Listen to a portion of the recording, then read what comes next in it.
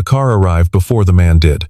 It rolled in on a flatbed trailer, draped in a canvas tarp the color of old bone, and no one paid it much attention until the tarp slid loose on one side and exposed a flank of oxidized metal so thoroughly rusted it looked like something dredged from a riverbed.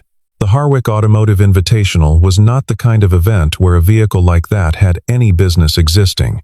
Polished chrome caught the morning sun at every corner of the Harwick estate's sprawling courtyard, cobblestone paved, manicured, smelling faintly of money and leather conditioner, where 24 exquisitely restored automobiles sat behind velvet ropes like museum pieces that had learned to breathe.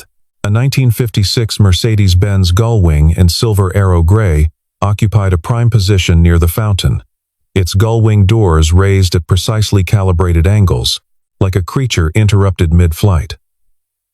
A Jaguar E-Type so perfectly lacquered it might have been poured into existence that morning. An original Ferrari 250 GTO that had quietly crossed the threshold into eight-figure territory during its last auction appearance, its Rosso Corsa paint so deeply polished that the surrounding grounds were visible in it as a distorted reflection, like a world seen through amber. The estate grounds themselves had been prepared with the attention of people for whom preparation is indistinguishable from identity. The hedgerows trimmed to a geometry that could not occur in nature, the stone pathways swept clean, the white-jacketed staff positioned at intervals that communicated both wealth and control in the same breath. This was where serious collectors came, with serious checkbooks, where fortunes were exchanged over leather interiors and provenance documents thick as novels, where the language of old money and new obsession merged into a single dialect of acquisition. And then there was the flatbed. Marcus Hale climbed down from the truck cab with the careful economy of a man whose body had learned to conserve itself.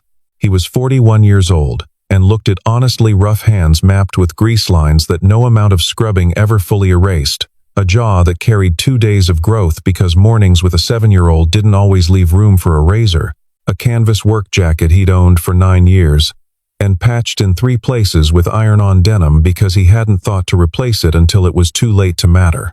He had a cup of gas station coffee going cold in his left hand, and a sheaf of entry documents under his arm, and he walked toward the registration table with the measured calm of someone who already knew what the room thought of him, and had decided it wasn't his problem. Before the garage, before the single dad life in Millbrook, before the nights of careful work under fluorescent light while Lily slept, Marcus had spent 8 years at Harwick Engineering Group as a mechanical systems designer. The irony of the name was not lost on him.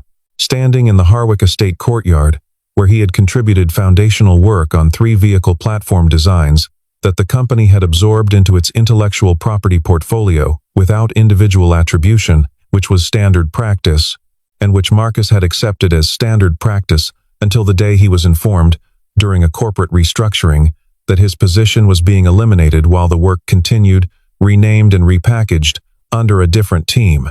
He had contested it through the company's internal process and through legal channels, with the thoroughness of someone who understands technical precision, and had assumed, incorrectly, that the same precision governed institutional fairness.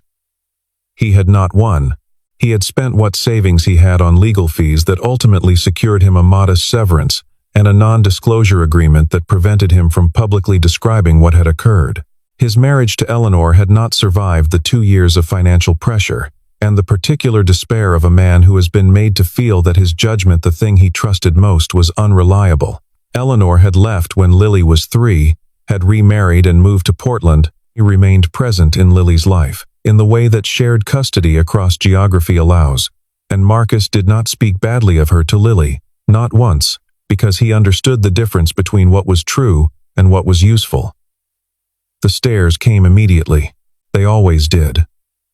A woman in a white blazer near the Bentley Continental turned slowly, as if rotating away from something distasteful. 2 men in pressed shirts and the particular posture of inherited wealth exchanged a glance that didn't require words. A teenager filming everything for whatever audience he maintained on his phone drifted toward the trailer with the scent of fresh content in his nostrils. The car Marcus had brought, a 1963 coupe of a make nobody could immediately place. Squatting low on patched tires, its bodywork, an abstract canvas of rust and oxidation, and poorly matched primer, applied in what must have been an emergency 20 years ago, was the kind of vehicle that should not have survived to the present. It was the kind of car a salvage yard would have crushed without ceremony. He had paid $120 for it 14 months ago, at a bank repo auction in Dutchess County. At the tail end of a rainy October afternoon, when only 3 people had bothered to stay, and he had paid that much only because the auctioneer had seemed personally wounded by the lack of interest. Marcus had looked at the car for about 45 seconds before raising his hand. He couldn't have explained why. Something in the proportions. Something in the way the roofline fell.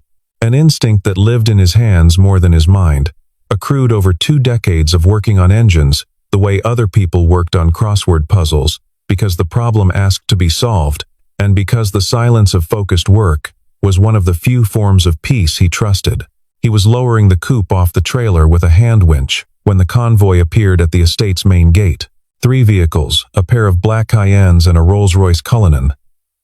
The precise gray of storm clouds before a serious event swept in, with the choreographed ease of people who had never been required to hurry, because the world had always adjusted its timing to accommodate them.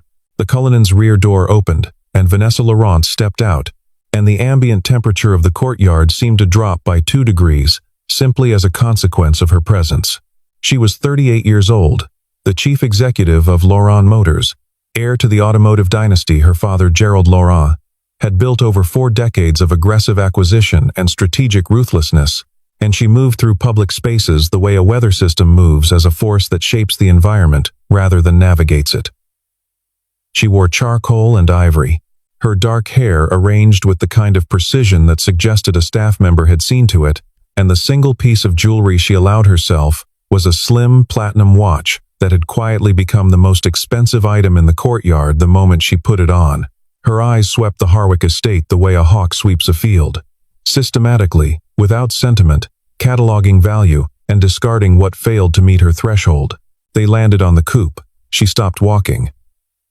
Then, after a moment that might have been surprise or might have been calculation, she smiled. It was not a warm smile.